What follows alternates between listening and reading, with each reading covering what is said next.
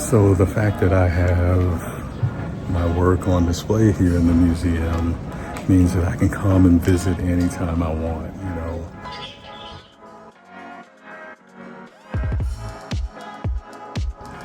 I ended up leaving a negative comment, or I just should say just a comment. That idea. Well, is it worth the cost to get what you get? I mean, To have it to be like a broom closet or something to that effect.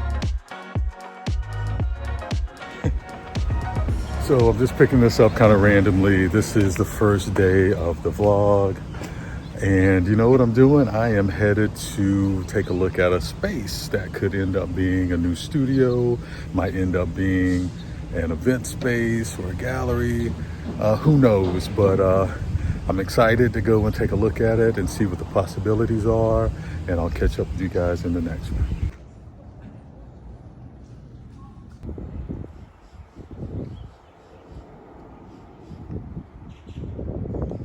I'm here with Steven, my real estate agent, who's been working really hard for me. So let's go take a look. Steven, how's it go? Feeling all refreshed and renewed? Surprisingly, yes, man. I mean, it didn't take much to bounce back. I'm ready to go, man. Awesome. So let's do it. Yeah. Go ahead. So this space opens. To that back corner we were talking about. Yeah. And then this door here, opens into the restaurant. You can share the bathroom. It still feels doable, leaving a pretty large space. My other idea is to use this nook right here and cover it off and make that a storage space. If I wanted to do events, even have like music events in here with folks performing behind me, and you know, a small intimate venue in the front. You know, we used to do that. So I haven't been to my studio in over a month now.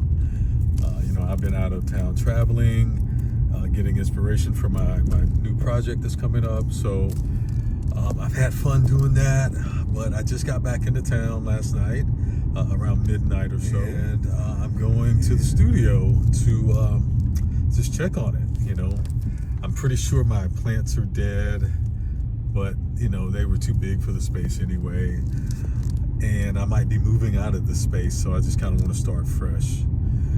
So let's go to the studio.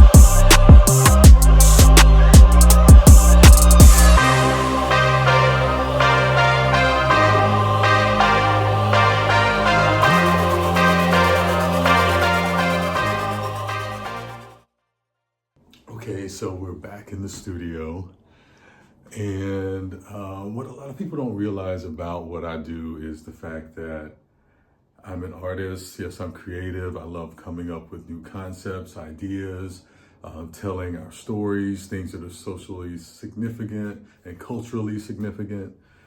But the part that people don't realize is that I also run a business where some of the art that I make is made through production. You know, I have certain styles that I know people like that I continually produce in a series, you know, so those things, they sell fairly quickly, and I always have to keep those things replenished. So even though I love sitting down and creating and coming up with new things that push my art forward, I always still have to come back to the things that really ground my business. So that's what today is. Today is a production day, and we're going to be in the studio working on some of those products. Zachary, my gallery manager, is ready to get back to his schedule. You know, we've kind of been on a break for the winter, and I've got to get some things produced for him. So let's get to 1 hour window to try to get as far as I can on these 18 smaller pieces. And you know, when I time block, that's when I'm the most effective. So let's see what we can get done in an hour.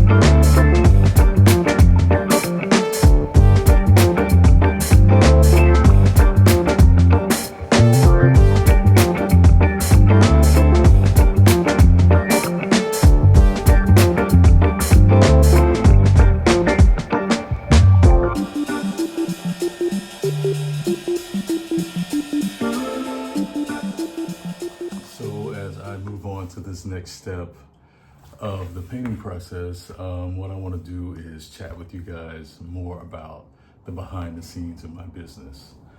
And you know, I'm gonna paint the silhouettes on these pieces that I've just sketched out, and just kind of have a chat with you guys. So part of the reason I wanted to have this conversation is because last year I ended up posting part of my process on Instagram, and one of the people that follows me, which is somebody I actually know in real life, ended up leaving a negative comment, or I just should say just a comment, and saying that what I was doing looked like an assembly line. And you know, this person was an artist also, and you know, I have a feeling that just from what I know about their career, you know, they've never really had an opportunity to create an entire career from their art. You know, they taught art for a while. They have, you know, put together shows and exhibits. They've had their art published in a magazine that I think they paid for. But, you know, to watch someone like me who has been living and working full time as an artist, supporting myself for the past 5 years, and to see what I have to do that. You know, it's not just the glamorous part of creating an exhibition and having 1 or 2 of those a year. You know, there's other hard work that goes into it. I mean, you'll see that from all of the vendor opportunities that I take advantage of, and all the things I do throughout the year. So to talk about my work being like an assembly line, at first I took it as a diss, but then I thought about it a little bit more, and what it makes me realize is, yeah, I put together an efficient way to create the things I need to create to run my business. Does that mean it's different from what this person does? Yeah, of course, but you know, for them to feel like they needed to take time out of their day, write what seemingly was a negative comment about my process, when they haven't spoken to me in years, haven't commented on anything I've done. You know, they've just been lurking in the background, watching me on social media, and felt like that day was the day to express how they didn't like what I was doing. So what I learned is to take those comments with a grain of salt, continue doing the things I need to do to run my business. And the main point is, when I create this work that powers the business, that gives me the time, the freedom, and the opportunity to create the projects that I have a lot of passion behind. You know, whether it was, you know, my series called High Society, Low Tide, or the series I'm working on now that talks about rice and how that culturally connects us all over the world. You know, I get to really put a lot of energy into those projects that have the ability to create social change and to start conversations. And I wouldn't be able to do that if I was working a full-time job or 40 hours a week for someone else. You know, I wouldn't be able to put aside the time to dive deep into something that really means something to me. So this is a lesson for you. You know, if you get negative comments on your social media, find a way to look deeper into them. Try to find something that motivates you out of those comments, and don't let them bring you down. You know, I let that comment bring me down for about a half a second until I kept processing it and realized that all it means is I've been able to understand efficiency in getting the things done that I need to do. Yeah, speaking of that, let me get back to this painting, and I'll catch you guys later in the vlog.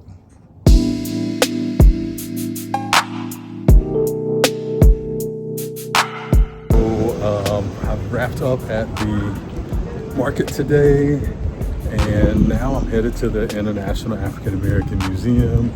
I've got some friends and family in town that I'm showing them around, and thought the museum was the perfect thing to do today. And I also get to show them how my work is in the museum. So let's go inside and I'll show you guys that. So the fact that I'm a folk artist and I see this amazing folk art exhibit here at the museum gives me hope. It really does. It lets me know that you can be self-taught and you can still have a beautiful art career. You know, seeing the variety of work here, whether it's mixed media like what I do, whether it's sculpture from found objects, or it's painting, primitive painting, all of the art in this exhibit, Unsettled Things, is really inspiring. And in my upcoming exhibit in April, you'll probably see some of the inspiration from the work that's in this exhibit. So the fact that I have my work on display here in the museum means that I can come and visit anytime I want. A huge privilege. I realize that, and I try to take advantage of it whenever I can.